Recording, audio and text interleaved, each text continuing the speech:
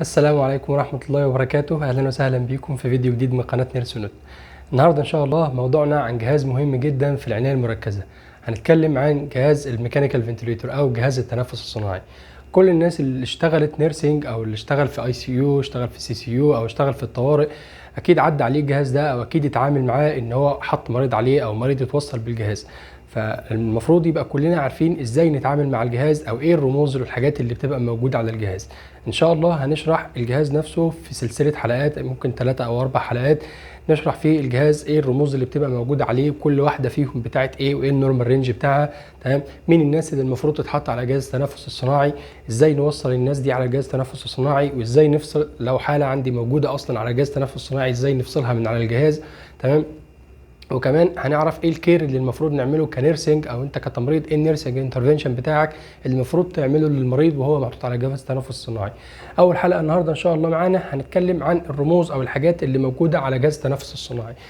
كلنا يعني لو تخيلت جهاز التنفس الصناعي قدامك او شكل الجهاز، في نوع من انواع الجهاز، في اجهزه تاتش. تمام، وده الاجهزه الجديده او الاجهزه المنتشره حاليا. في اجهزه تانية اللي هي بتبقى مانيوال، اللي انت بتزود او بتعمل الحاجات عن طريق زراير موجوده على الشاشه. تمام، كل الجهاز او كل الاجهزه هيبقى موجود عليها نفس الداتا، بس الفرق في الامكانيه بتاعه الجهاز. اول حاجه هنتكلم عليها زي ما قلنا ايه الرموز او الحاجات اللي بتبقى موجوده على الشاشه بتاعت او السكرين بتاع جهاز التنفس الصناعي. اول حاجه الار ار. معظم الاجهزه هتلاقي عليها الاختصارات دي، هتلاقي عليها الاختصارات الار ار، في تي، في تي اي، في تي اي. مش هتلاقي الكلمات دي، احنا كاتبين الكلمات دي بحيث تعرف ايه هي ابريفيشن لايه او هي اختصار لايه. الحروف دي اختصار لايه وبتدل على ايه. تمام، على جهاز التنفس الصناعي.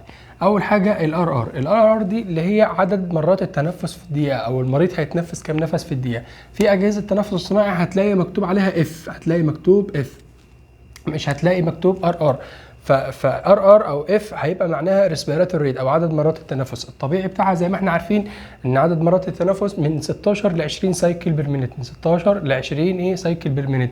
اوكي، بعد كده الفي تي اللي هو التايدال فوليوم، كميه الهواء اللي بتدخل وتخرج من الرئه، كميه الهواء اللي بتدخل وتخرج من الرئه. تمام، في الدقيقه دي.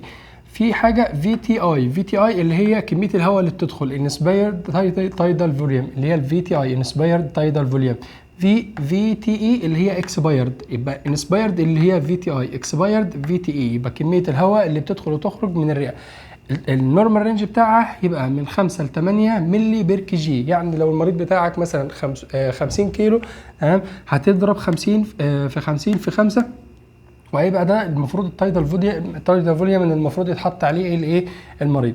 بعد كده الام في اللي هو المينيت فوليوم اللي هي كميه الهواء اللي داخله وخارجه من الرئه في دقيقه واحده.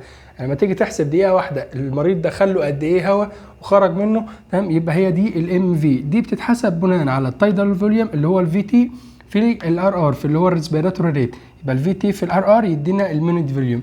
نيجي بعد كده الاف اي او 2 دي اللي هي نسبه الاكسجين اللي المريض محطوط عليها على جهاز التنفس الصناعي، اللي هي الفراكشنال اوف انسبيرد او 2، نسبه الاكسجين اللي المريض محطوط عليها.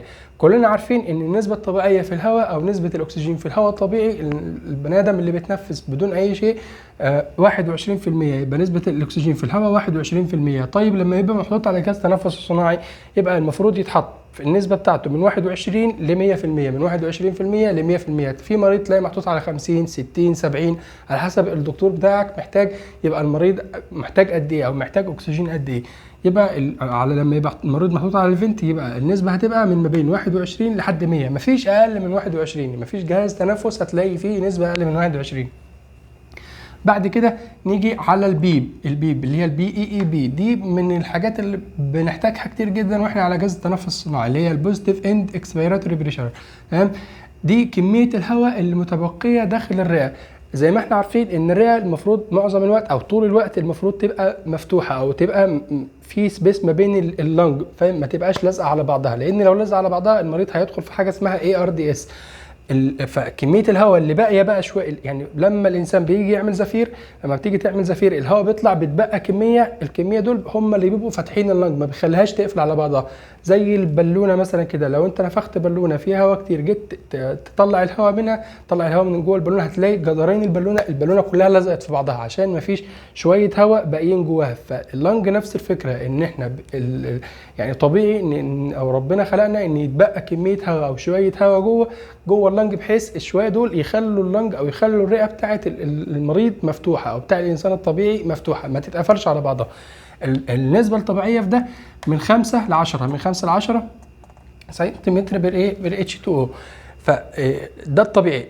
لو لقينا ان البيب بتاعنا فوق ال10، يبقى المريض ده عنده اي ار دي اس، او اللنج بتاعته مقفوله، عنده مشكله ايا كانت المشكله بتاعته. فاحنا حاطين البيب عالي بحيث اللنج التانية طول الوقت مفتوحه. في بريكوشنز خاصه لما يبقى البيب بتاعنا عالي، هنقولها ان شاء الله لما نتكلم بصفه شامله اكتر في جهاز التنفس الصناعي. بعد كده الاي اي ريشيو. الاي ريشيو دي الانسبيريشن تو اكسبيريشن ريشيو، اللي هو نسبه النفس اللي داخل، نسبه النفس او الوقت النفس داخل فيه والوقت اللي خارج فيه. يبقى دي النسبه بين وقت الشهيق ووقت الزفير. بتبقى الطبيعي من 1 ل 2، او من 1 ل 1.5.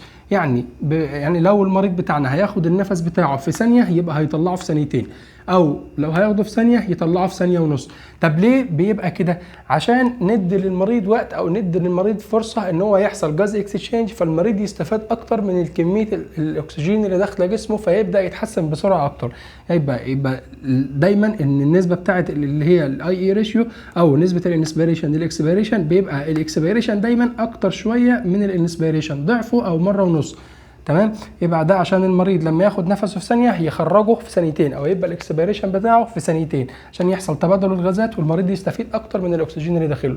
نيجي بعد كده الفلو ريت. الفلو ريت دي اللي هي سرعه الهواء اللي داخل جوه الرئه. سرعه الهواء يعني اللي هي البريشر، الهواء بيدخل بسرعه قد ايه. ده بتبقى من 40 ل 100 لتر بير مينيت. بعد كده البي اي بي. البي اي بي ده اللي هي البيك انسبيراتوري بريشر. البيك انسبيراتوري بريشر اللي هو الضغط اللازم لدخول الهواء داخل الرئه، الضغط اللي الجهاز بيزق بيه الهواء يدخل جوه الرئه. بعد كده هنيجي التي اي. التي اي دي اللي هي انسبيراتوري تايم. انسبيراتوري تايم ده زمن الشهيق، زمن الشهيق.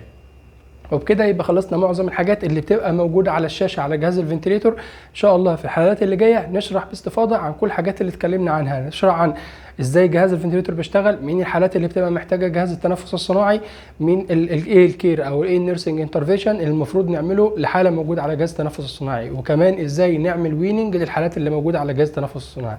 لو استفدتوا من الفيديو ما تنساش تعمل سبسكرايب وشير. شكرا جزيلا لحسن الاستماع.